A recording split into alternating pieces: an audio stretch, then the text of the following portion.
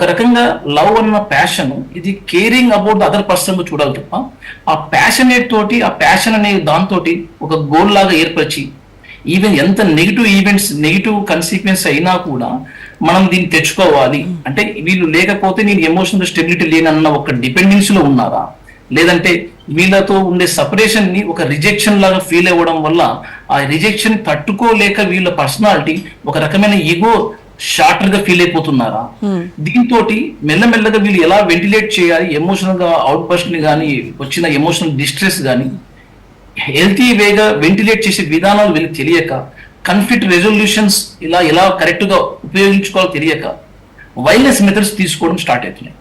ఇలాంటి violence methods వీళ్ళు frequent గా ఎక్స్పోజ్ అయ్యారా, లేకుంటే వీళ్ళ యొక్క పర్సనాలిటీలో ఉండే ఒక రకమైన అగ్రెసివ్ టెండెన్సీస్ ఎక్కువగా వీళ్ళు రిపీటెడ్ గా యూజ్ చేసే వ్యక్తుల ఎక్కడో కానీ ఇది ఒక రకమైన ఒక డేంజర్ లవ్ అన్న ఒక టెండెన్సీ మనం అబ్జర్వ్ చేయాలి, ఒక వార్నింగ్ సైన్స్ లాగా. వీళ్ళలో ఎప్పుడైతే మనం వీళ్ళు వైలెంట్ బిహేవియర్ మేనిఫెస్ట్ చేస్తున్నారు, వీళ్ళు లేకపోతే థ్రెటెండ్ చేస్తున్నారు, ఈ వ్యక్తి లేకపోతే వీళ్ళు ఈ రకంగా ఉండలేను అన్న థ్రెటెన్స్ ఎక్కువ చేస్తున్నారు. ఫర్ ఎగ్జాంపుల్ ఈవెన్ కొన్నిసార్లు they recorded about that mysterious గా లేకుంటే అబ్సెసివ్ గా వీళ్ళు ఒక వెంట పడుతున్నారు ఇంకో వ్యక్తికి, ఎంత కాదన్నా నలుగురు వద్దన్నా కూడా. ఇలాంటివన్నీ కూడా ఒక టెండెన్సీ ఎక్కడ మనకు చూపిస్తుంది, ఇది అబ్నార్మల్ డేంజరస్ లవ్ ఆస్పెక్ట్స్ కి వెళ్తుంది. తర్వాత ఈ ఇన్సిడెంట్స్ డెఫినెట్ గా పర్సనాలిటీ ఆస్పెక్ట్ లో చూడాలి, ఆ వ్యక్తి యొక్క పర్పెట్రేటర్ అంటారు ఈ రకమైన వ్యక్తి, అది జెండర్ ఏదైనా సరే. ఎందుకంటే ఒకసారి హోమ్సైడ్ అండ్ మర్డర్స్ జరిగిన ఇన్సిడెంట్స్ ఎవరిదైనా ప్రాణమే. సో ఇక్కడ ఇటువంటి సందర్భాల్లో మనము న్యూట్రల్ గా చూస్తే ఎలాంటి ప్రవర్తనతో వీళ్ళు ఆ రిలేషన్షిప్ ని కోరుతున్నారు. ఫర్ ఎగ్జాంపుల్ కోరే రిలేషన్షిప్ ఒక హెల్తీ వేగా యాక్సెప్టెడ్ వేగా ఉంటే కదా, ఫర్ ఎగ్జాంపుల్ మనము ప్రొడక్టివ్ వర్క్ చేస్తూ ప్రాక్టికల్ గా ఉండే నెగోషియేషన్ స్కిల్స్ ని కాన్ఫ్లిక్ట్ రెజల్యూషన్ గా మనం డిస్కషన్ చేస్తున్నాము, నెగోషియేట్ చేస్తున్నాము. ఇలా హెల్తీ వేగా వెళ్ళకుండా సంథింగ్ వైలెన్స్ గా సంథింగ్ ఒక రకమైన ఒక కంపల్సివ్ గా వాళ్ళు లేకపోతే నేను ఉండలేను, వాళ్ళు లేకపోతే నా లైఫ్ నథింగ్, వాళ్ళు లేకపోతే వాళ్ళకి ఇంకో లైఫ్ నేను ఇవ్వను, నాకు దొరకపోతే ఇంకొకరికి దొరకనివ్వకుండా చేస్తాను, ఇలాంటి టెండెన్సీ ఉండదు కదా. ఇది చాలా డేంజరస్ టెండెన్సీస్.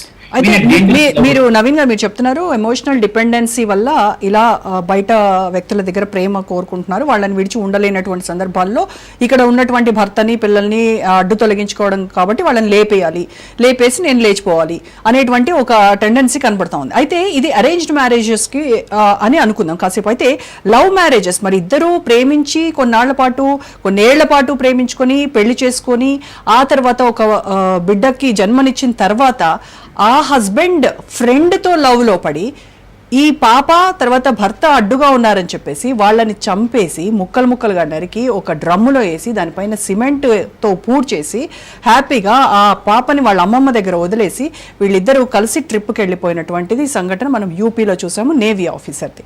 సో మరి ఇక్కడ ప్రేమించి పెళ్లి చేసుకున్న తర్వాత మళ్ళీ అక్కడ ఎమోషనల్ డిపెండెన్సీ లవ్ అన్నీ ఉన్నాయి కదా, ఉన్న తర్వాతనే కదా పెళ్లికి వెళ్ళారు.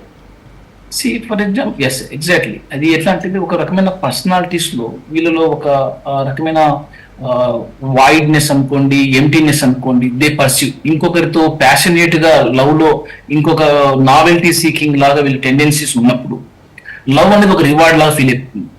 అది ఒక రకమైన అంటే రొటీన్ గా ఉండే లైఫ్ లో కాకుండా something they wanted to some more innovation in wrong way అని అనుకున్నప్పుడు కాన్సెప్ట్ లవ్ రూపంలో వచ్చినా కూడా వీళ్ళు ఒక రివార్డ్ ఫీల్ అవ్వడం స్టార్ట్ అయింది. ఆ ప్యాషనేట్ థింగ్ కి వీళ్ళు ఎంత డిటర్మైన్గా ఉన్నారు అంటే వేరే వాళ్ళకు హార్మ్ చేసైనా సరే నేను ఆ ప్యాషనేట్ థింగ్ ని అచీవ్ చేయాలి అన్న థాట్ తో ఉన్నప్పుడు సైకోపాత్ లాగా వీళ్ళు ఒక రకమైన ఈ సోషియోపాత్ లాగా బిహేవ్ చేయడం స్టార్ట్ చేస్తారు. సో ఇలాంటి ఇన్సిడెంట్స్ కి యొక్క రిజల్టే ఇంత వైలెంట్ క్రైమ్స్ కూడా కావచ్చు.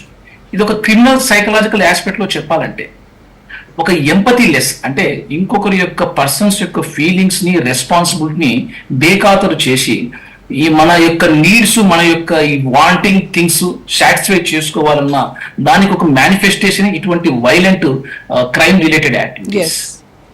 రైట్, ఓకే ప్రియ గారు, ఇప్పుడు ఇలాంటివి మర్డర్ కి చేసేటప్పుడు ఒక పెద్ద స్కెచ్